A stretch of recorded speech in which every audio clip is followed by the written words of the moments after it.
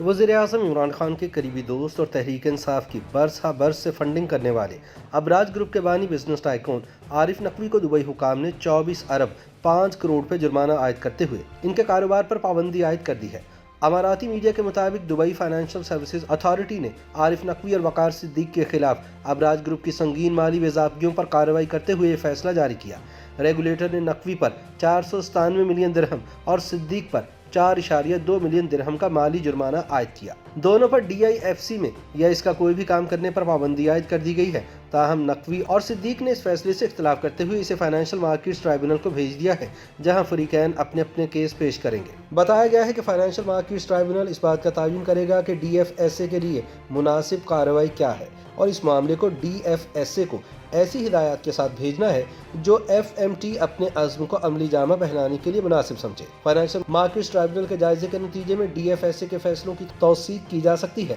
یا اس کے مختلف یا بالکل الٹ فیصلہ بھی دیا جا سکتا ہے۔ معلوم ہوا ہے کہ صدیق اور نقوی دونوں نے FMT کو DFSA کو فیصلے کے نوٹس شائع کرنے سے روکنے اور FMT کی سماعتیں نجی طور پر منعقد کرنے کے احکامات کے لیے درخواست دی، تاہم جنوری سن 2022 میں FMT نے طے کیا کہ DFSA فیصلے کے نوٹس شائع کر سکتا ہے، لیکن FMT نے اپنی کارروائی کے اختتام تک مالی جرمانے کی کارروائی کو روک دیا ہے اور ساتھ ہی نقوی اور صدیق پر DIFC میں یا اس کی طرف سے کوئی بھی کام انجام دینے پر بھی پابندیاں نافذ کی گئی ہیں۔ عارف نقوی نے اس سے قبل جون سن 2021 میں DFSA کے اپنے خلاف کارروائی کرنے کے فیصلے کا عدالتی جائزہ شروع کرنے کی اجازت کے لیے DIFC عدالتوں میں درخواست دی تھی، تاہم انہیں ناکامی کا سامنا کرنا پڑا تھا۔ یاد رہے کہ عارف نقوی کو وزیر اعظم پاکستان عمران خان کا قریبی ساتھی خیال کیا جاتا ہے۔ تحریک انصاف کی فارن فنڈنگ بارے الیکشن کمیشن اور پاکستان کی اسکروٹنی کمیٹی کی جانب سے تیار کردہ رپورٹ میں یہ انکشاف سامنے آیا تھا کہ عمران خان کی جماعت کو دبئی میں رجسٹرڈ ووٹن کرکٹ لمیٹڈ دبئی نامی ایک کمپنی نے $21 لاکھ سے زائد کی رقم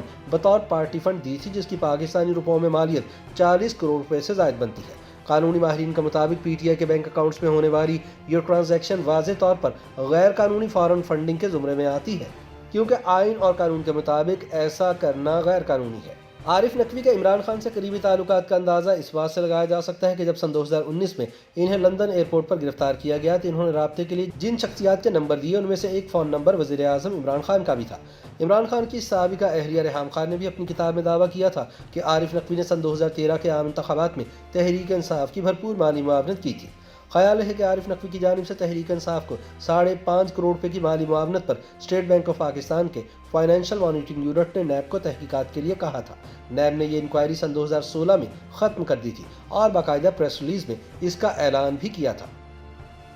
YouTube پر گوگلی نیوز دیکھنے کے لیے youtube.com کی سرچ بار میں گوگلی نیوز TV ٹائپ کریں۔ گوگلی نیوز کے پیج پر سرخ رنگ کے سبسکرپشن والے بٹن پر کلک کرنا نہ بھولیے۔ YouTube پیج پر اپلوڈ ہونے والی ویڈیوز سے باخبر رہنے کے لیے بیل آئیکن پر کلک کیجیے۔ آپ کو ہر نئی ویڈیو کے بارے میں نوٹیفیکیشن موصول ہو جائے گا۔